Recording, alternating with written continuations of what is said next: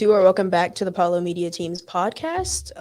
We're a group of students that we come together, put out a podcast about different topics, current events, historical things, whatever we really want to choose.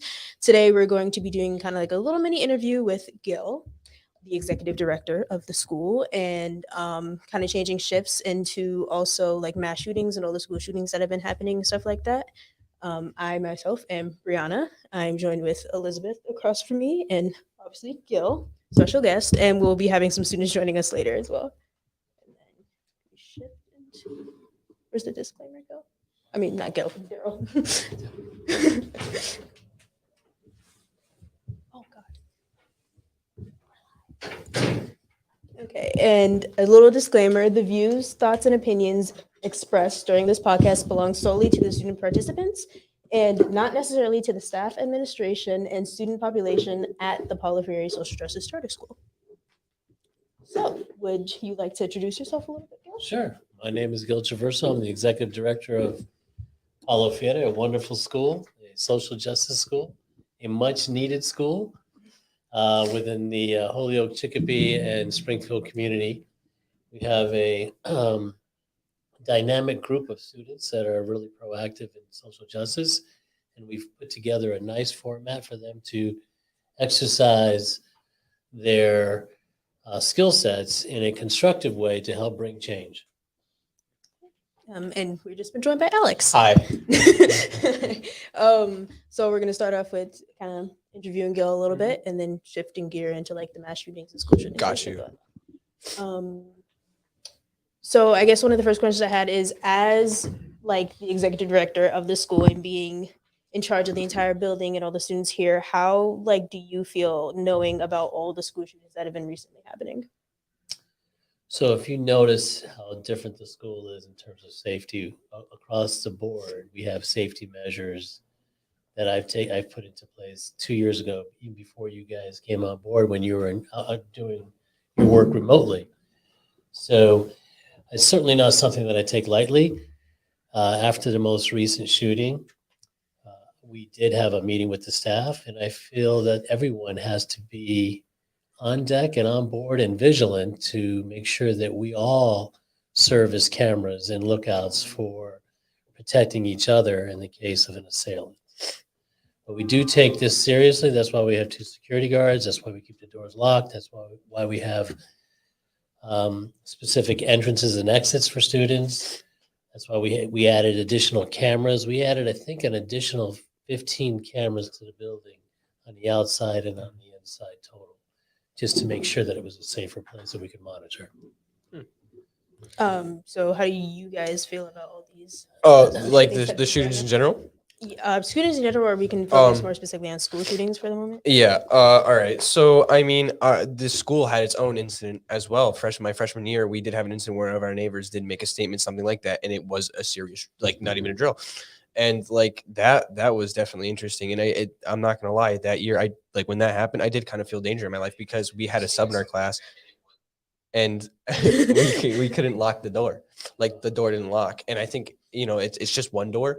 Right. Most of the other doors do lock. I think there's just an issue with that door, but like, it can happen anywhere. I don't know what furthermore to say. Well, you said a lot before Elizabeth.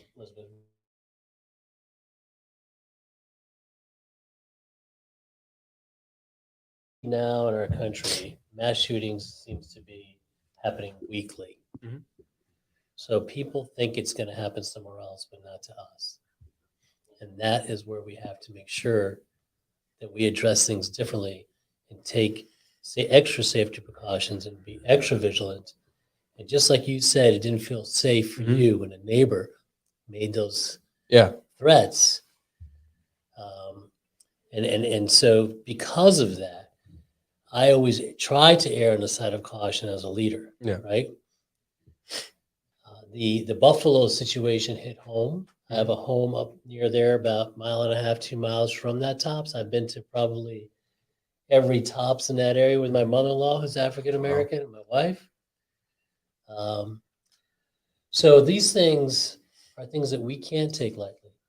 And as a social justice school, all of you are going to be social justice warriors or more astute or more informed about what's happening in our society and how our systems don't support us or people that look like us. And we have to work hard at changing the system. Mhm. The situation in New York, where the gentleman came and shot the people at the Tops, that was a student who should have been addressed the year before. Yeah, because I remember hearing like he did have an incident like when he was graduating about making a threat to his school. Exactly. Now, I wonder what the outcome of that investigation would have been. Now, I'm not accusing anybody or implying anything. I'm wondering that if that young man had made those threats and he was Latino or African American or Asian or Native American, what would have been the response by the system to address him then? Yeah. And would it have been differently? I mean, through what we've seen, throughout history, it probably would have been differently. Exactly. Like he probably would have been like flagged then and there, and probably would have had a full like thorough police investigation. Exactly. I'm sorry. It's your turn. I apologize.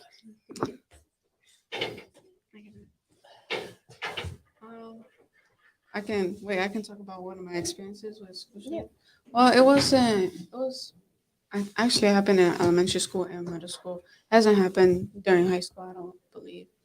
But in elementary school and in middle school around my neighborhood, it's not the safest neighborhood, but we manage. Sorry. But yeah, I remember one day there was like a school shooting, and it wasn't like in the school, but it was a school threat, and so they had to like close down all the windows, and we had to sit on the floors. Yeah. And that's pretty much it. Yeah, sorry. We were I think me and Tyler were talking to you about it before, and I don't remember if did you go to Bellamy? No, I didn't go to Bellamy. Okay, well, I think I was in 8th grade. Yeah, 8th grade or maybe 7th grade, one or the other. It was literally the first day, one of the first days of school.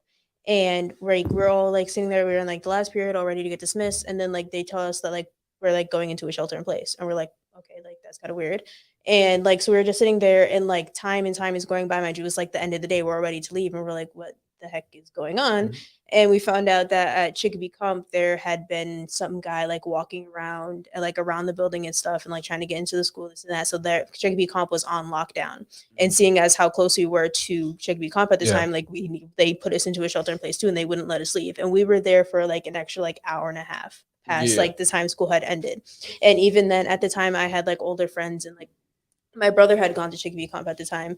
And like I remember like I had gotten home, and then like I'm sitting there, I'm like, why isn't he home yet? It was like 4 o'clock. School ended like 2 hours ago. I'm like, where are they? And like a friend of mine that goes there, his older brother had, since we live like it was like a 10-15 minute walk from the house. He had walked up to the school to like get them because we were like, what is going on? It was like I said, it was like one of the first days of school. We were in lockdown.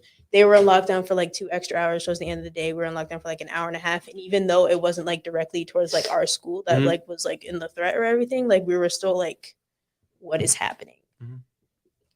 Yeah, no, because that was a huge thing that happened. Because I remember like when the kid in Michigan shot up his school, like that kind of like started a trend. And I noticed like some kids like actually like across the country like created their own like fake accounts and did even make those threats. And it got to a point where like I know like a school in Westfield, like Westfield High School was worried, Holyoke High was worried. And I think I didn't come to school one of those days because like my mom was even worried. We were just talking about it earlier. I think it was like back in like December when the threat was made to like all Chicopee schools. I wasn't here that day, but like all my friends here, like they were texting me, they're like, bro, like we're like pretty much like in like a shelter in place. Like they're like, we're leaving early, this and this and that. And I was like, it's like I wasn't in school, but I was like still scared for everyone that was like still here. I remember when I went to my other school, there's a school nearby us, which is called Central. The Central got a school shooting threat. It was one of the students. They were sending it all over Snapchat. And like they even called our parents, the Springfield schools, Springfield public schools, like they called our parents saying that there was like a threat of a shooting nearby. So I didn't go to school that day. So Is that Central High School? Central, yeah. Okay. You know what I'm talking about? Yeah, absolutely. I was the principal at Putnam. Right down the street. I think I'm hearing your voice. I'm hearing what your stories are, and it sends a message to me that resonates that the system is broken. that if our kids can't go to school, if our families can't go to the grocery store, if all of us can't go in groups to a church, we can't worship and feel safe, whether it's in any of those locations or anywhere else, then there's something wrong with the system that's allowing the perpetrators to have access to the weapons, access to social media, access to certain things that are going to fuel hatred and these types of responses, then our system has to respond better. And I think part of that has to do with the lobbying power of certain organizations, such as the NRA. Yeah. We were just talking about that in my anthropology class because we've been conversing like over this, like especially since the new one happened, the one in the hospital. Yeah. But it's like the NRA. The NRA is kind of like making sure that no like gun control laws kind of get by them because they're it's I don't know if it's been proven, but it seems like they are getting money from politicians and stuff, so they can like sneeze by. Absolutely. And when this country was established, when our country, we had, I'm sure you guys aren't going to disappoint me. You're going to tell me what our 4 different aspects to our government are: Supreme Court, Congress, Senate, and legislative. No. Well, the legislative is branches, right, and then the president, the Oval Office, correct? Yeah. When they established this, they didn't establish this with an outside entity such as lobbyists to have power and influence over each one of those. They were supposed to be offsetting and checking and balancing each other so that we had an authentic form of representation at that time, predominantly for the white community, our white society. It has changed dramatically in that every single aspect of our government is permeated, the influence is permeated by lobbyists. And we can see that the system is not responding effectively. And we understand, I showed the entire staff a clip of the Golden State Warriors coach, Steve Kerr. Did you see it on social media? No. At the most recent shooting in Buffalo, when he talked about how the system is broken and we have 50 congressmen who don't want to make the change regarding gun laws. And that he is absolutely correct. And that's what has to happen. But whose voice is being heard? Is your voice being heard? Is your voice being heard? No. And whose families are being affected? It's our families. Yep.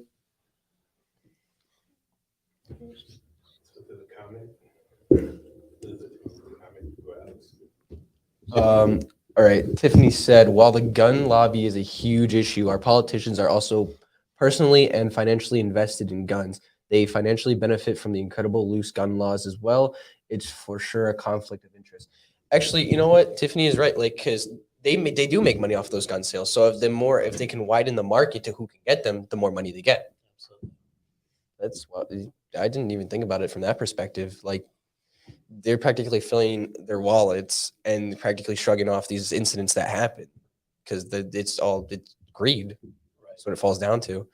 And, and it amazes me, like the fact that like the Buffalo kid, like should have been flagged before. Like it just kind of amazes me that he even like was able to purchase a firearm.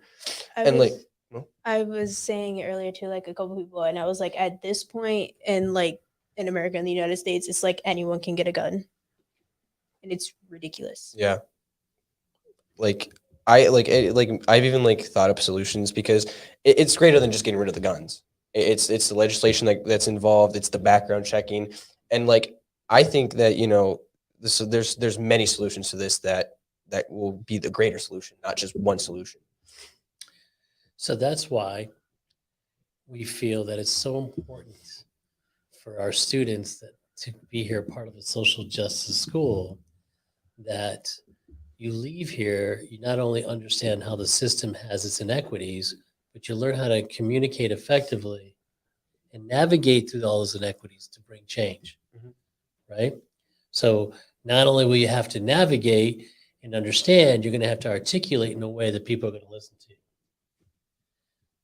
And that's the key. That's why it's so important that we stress the academic piece, but the academic piece and have an understanding about government, have an understanding about institutions, having understanding about inequities, and having understanding about your community and change.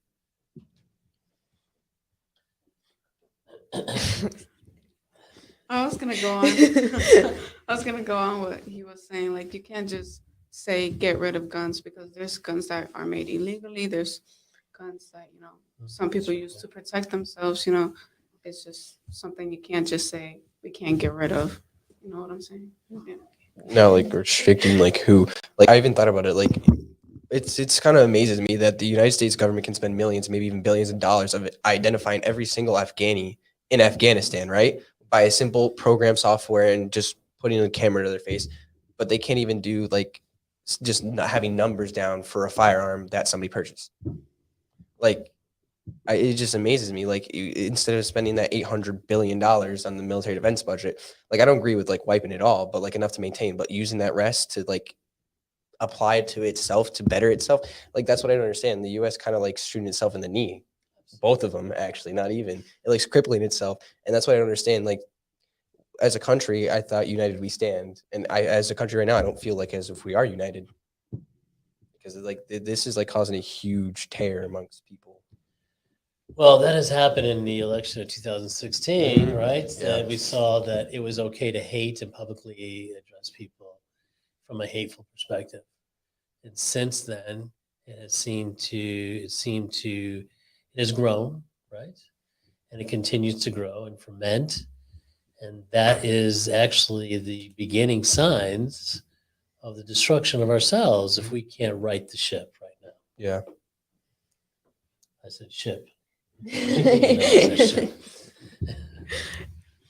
So do you guys want to start getting into like the most recent mass shootings that there's been? Because there's the hospital shooting in Oklahoma, there was the grocery store in Buffalo, the church in California, and obviously all the recent school shootings. Yeah, Uvalde. I mean, even but like Yeah. that, like me and Tyler had done this topic before, and like we even pulled up an interactive map, and it's like in like a chart too. There was 17 people who got injured in like a gunfight after a Bucks game. I didn't know that, and it happened pretty recently too.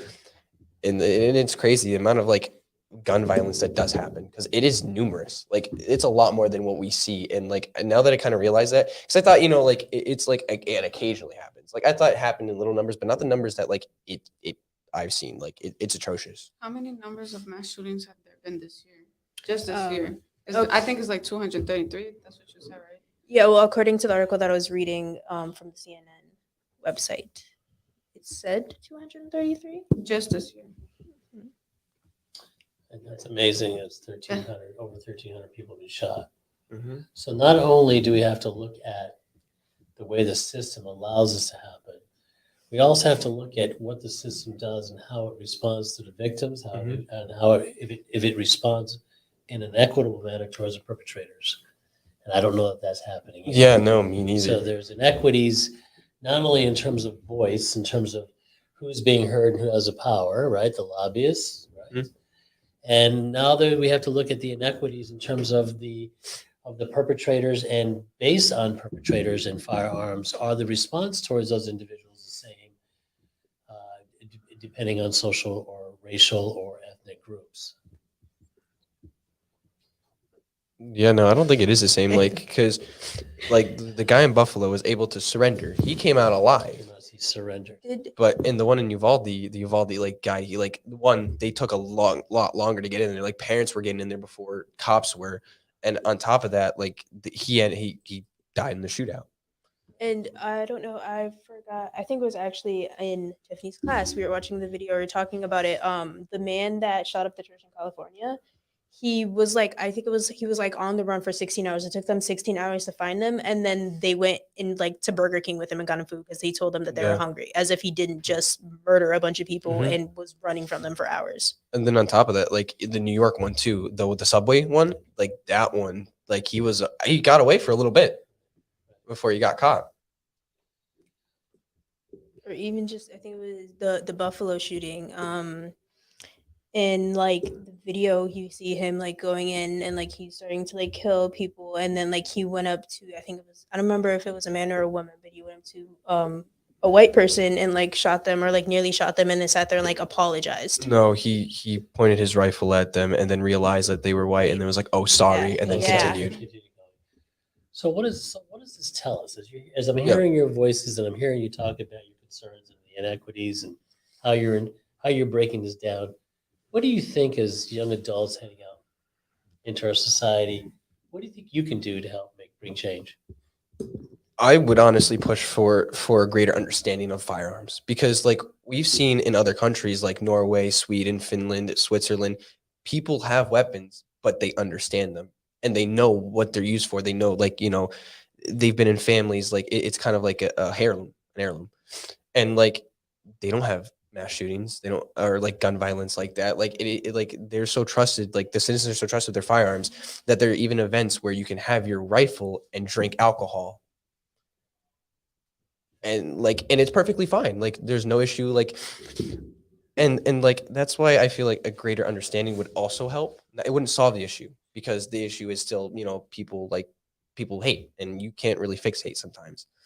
So I mean that's why I agree with like even on top of that like universal background checks, mandatory background checks at 18, mandatory service maybe even. That's what I was thinking. Like there needs to be more like rules and regulations Mhm. and like processes, like a longer process and stuff as to who is capable and incapable of being able to purchase a gun. Yeah, I agree. That's like the biggest deal right now because Texas is very loose, and that's why these things happen, and especially in Texas because they're so loose. And what weapon is often used the most? The Armalite 15. Exactly, the AR-15. So do people need to have access to automatic weapons for what? Why do you need access to semi-automatic or automatic weapons? Why do you need to have access to that? Realistically, you don't. You really don't. Mm-mm. But people use it for safety. I mean, You don't need that big of a gun or Yeah, that you- powerful of a gun for Yeah, safety. well, I mean, we could even go even a little bit further and stretch farther. What if our land is being invaded from a foreign country? I mean, we could even step to the fact that we as citizens have to defend ourselves as a country. But that has always been it's part of the Well- argument, but I also have to think that we have the largest military in the world. We spend more money than any other nation The next 10 combined. And then who's going to come and attack us when they see that we have all these problems here already? Let's be realistic. So you mean to tell me you need an AR-15 to stop a warplane or to stop a ship? Or if they're going to invade us, they're going to invade us with their Oh. sophisticated And that's not weaponry. even- I'm just trying to stretch. I'm just trying to be devil's advocate. No, this But is I can good. defend this point. I Yes, mean, it's I good. agree with like, the US does have the strongest military in terms of technological advancements. But I mean, what if in the inevitable event that we can't defend ourselves? Well, we're an allied force. If that makes sense. That's right. We have We're part of Britain, NATO, France. part of NATO. Actually, I Nice learned this job. from history class. I'm just learning about this Casey, too. Right, Yes. Yeah, we have Britain, France, China. The Soviet Union. Yes. I don't know if that's still. I Wait, don't know hold if on. it's I got you. still The as like. alliances, We have the Allies. NATO Allies. alliance. You have the NATO alliance. the Okay, NATO search it up on your alliance, computer. Yeah. the Pacific alliance as well, the Japan, South Korea, Australia, and New Zealand. But you are right. But I mean, we do have NATO allies, and realistically, there would be no invasion of the United States. But If I may say this to Tiffany, Alicia's comment here about the fact that we need to address the desensitization of gun violence. If I already feel Mhm. that by people coming to the table with an argument to justify having an automatic weapon or semi-automatic weapon, we're not even looking at the impact that it's already had in our society, our neighborhoods, and our families. We've already been desensitized. Mhm. Where we should be on the other end of the scale, we should be alarmed by the impact that's happening. So instead of saying we shouldn't have it, we look for justifications as far as why we can't have it. Yeah, And that's an indication that we're already desensitized to all the mass shootings that are taking place. I mean, with the amount we I- have. I remember. All right.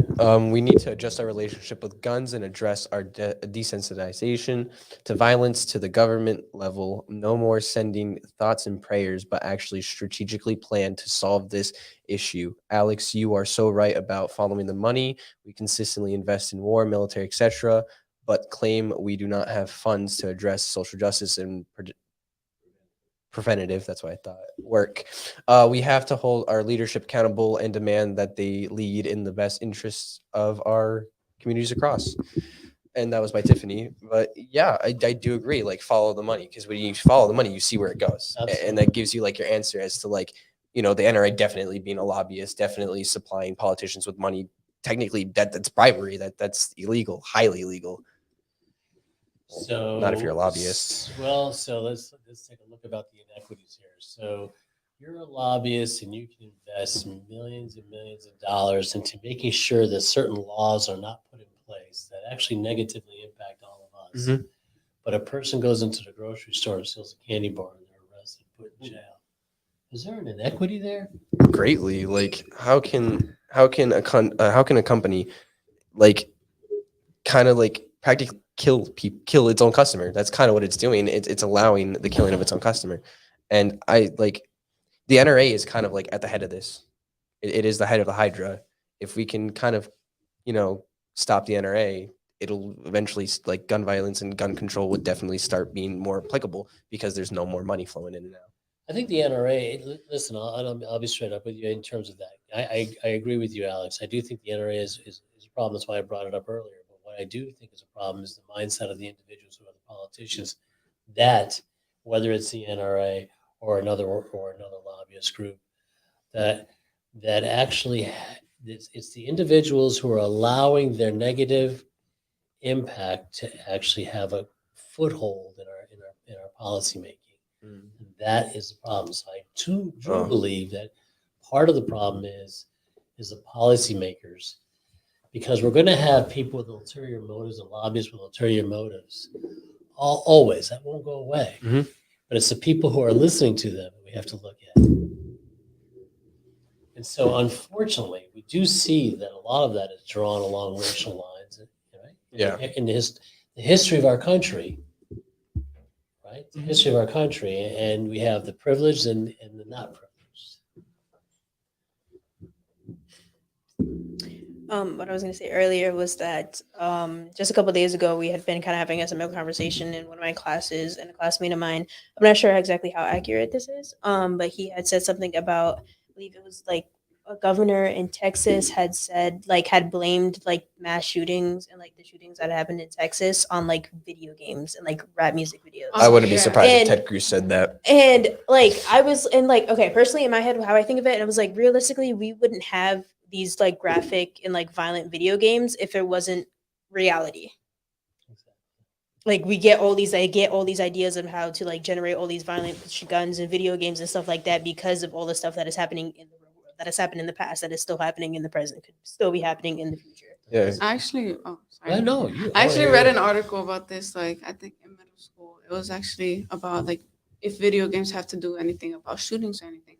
But it's actually like in other places, they also play video games, but they don't have as much mass shootings as the United States. So that's like where I feel it falls down to like more of like it's more of like psychology. Like, it's like what the person's beliefs are. And that's kind of why like these happen. Because like they believe a certain thing and they believe what they're doing is right. And they do it. So there's multiple root causes for the inequities.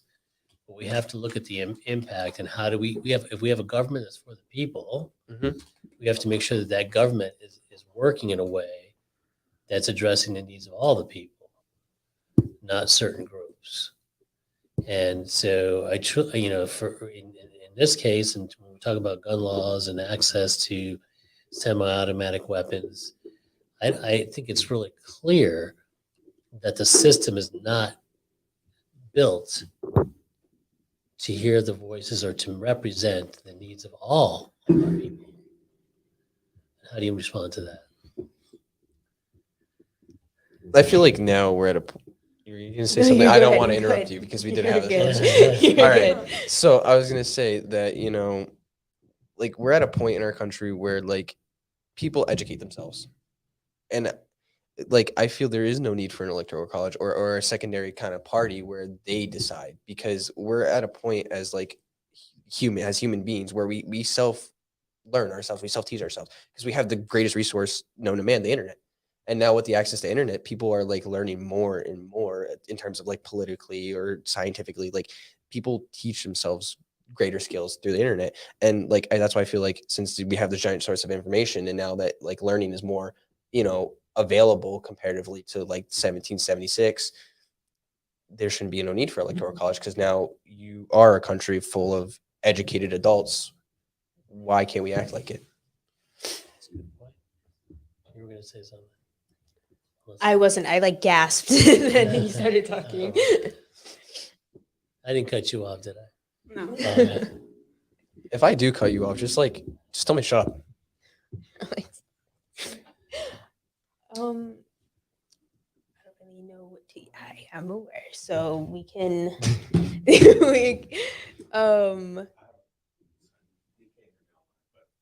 between when the shooter is white is deemed mental health, when they're black on the team, we'll talk about the stereotypes. So just so you guys know, because you couldn't hear Daryl, but he was asking us to bring up the differences that are brought up between when a white person does a mass shooting or like kills someone or a group of people. It's just deemed like mental health issues and they get put in like a psych ward or something. When it's like a person of color, it's a crime and they get put to jail for probably the rest of their life. And that's funny. Because that is the claim made for the Buffalo kid. Like he had some type of mental issues, but when you look at it, you don't write a 182-page manifesto for no reason. Like, and like I have seen headlines where it is like something like that. And like Daryl was right. Like the media does tend to like use certain words that are stereotypical, or like they find stereotypical reasons. And 9 times out of 10, it's not right, because then you're kind of like starting the cycle again, like kind of like putting people down, and it continues that cycle of oppression. So I saw a video of a gentleman who was he had broken into a bank, was trying to rob a bank. As a white gentleman, he was down south, and I think it was in Arizona, and the police officers, 5 police officers, it took 5 police officers to take him down. He actually grabbed the guy, one of the police officers' gun, and they still did not shoot him. George Floyd possibly had a $20 counterfeit dollar bill or whatever. I'm not sure to what denomination it was, but the fact of the matter is he lost his life over that. So we talk about the inequities in terms of how we respond to situations. I think that mindset has to change.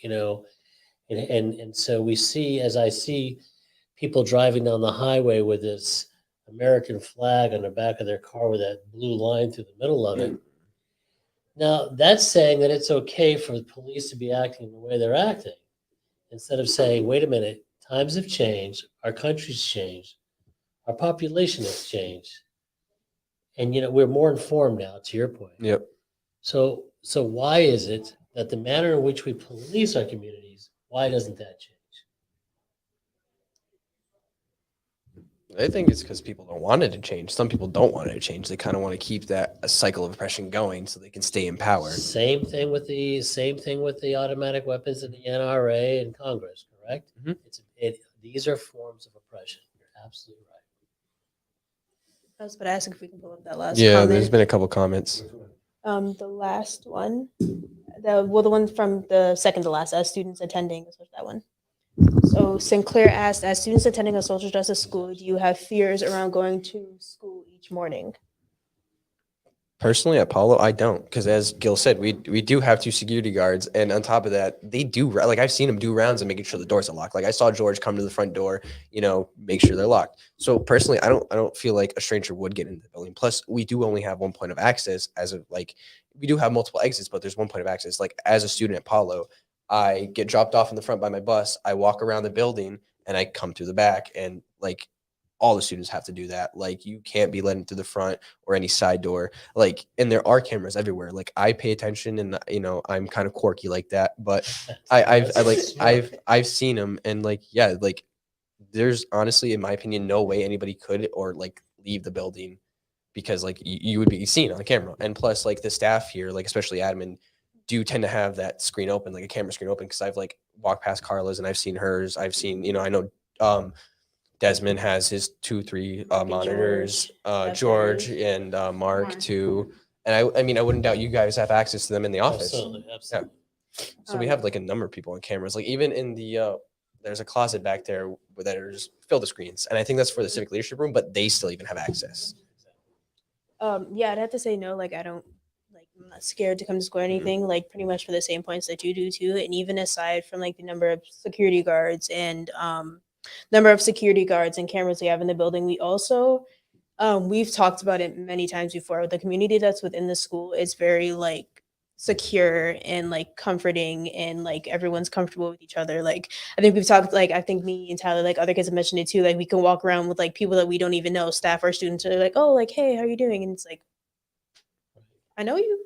Like, do I know you? But it's very secure. And even like aside from security, like even like the teachers, there's like, I know there's several teachers that I can list off that are also very protective and caring of their students too, that if there were in any form or case that like there was some sort of incident where we needed to be protected, even aside from security, there would be staff, teachers, like guidance counselors, whoever, like in the building that will still be there front line to protect us. So just recognize that as a social justice warrior, as warriors, you represent change. Change also represents loss to others. So others will go to any extreme necessary to stop change. So it takes every single one of us, every student, every adult, every single one of us to make sure we're vigilant to making sure this community that we have as a school right now remains that safe collegial community we have built. I feel as if it's only going to grow before I get cut off. Hopefully not. Like the reason why the Buffalo shooter did that was because America's turning brown. Like the population of people of color in America is rising and it still will continue. And the thing is with that is eventually we will get to a point where this country will be safer due to the fact that the people who are voting, in my opinion, are more concerned about that. More concerned about their kids getting to school and worry about, is my kid going to come home? And I would guarantee in the next like 5 to 10 years, like I think a lot of things are going to change. There might even be a reform. And hopefully you will be able to lead that reform. Tyler says, I feel safe going to Paulo because I feel like there's a system to support us and to step in and prevent acts of violence from happening. Agree, Tyler. So I can't tell you how much I thank you. It's an honor for me to be here sitting at the table with you guys. You're awesome. I usually think you should come here more. We're You definitely should fun invite me and more. funny. I'm here. I can tell you, like, Mr. Moss and I, we share. Did you share that story about Meriden? Yes, we come from the same background, and we attended some very similar, very, very, very, very. How would you call it, Mr. Moss? Ooh, very intense. Public gathering. Public gathering. Yes, we have. And So we have a very similar history in terms of social justice and change and racism. So I love to be here. We both I have a great deal of respect for all of you and for DMOS and for the topic. And this is the reason I chose to come to the school was because it was a social justice school. So my mission was to make it a real social justice school. And when I see things like this happening, it sends chills up my spine. When I see that courtroom taking place next year and this year greater, it's supposed to be taken off big time next year. When I see things happening like that, that's what it's all about. And that's what I want. When I sit at the table and I hear all of you articulate your thoughts as well as you're doing and how insightful you are, I'm proud to be an administrator in this building. So thank you very much. And we appreciate you, Daryl. But that is all we have for today. And you can check out D Moss's YouTube. The videos are posted there. Just type like Daryl Moss Paulo podcast. All right. Yeah, so the Paulo page also has it. But that is all, and that is our conversation for Thank you today. very much. Bye bye. Bye. You guys are bomb. You guys are amazing.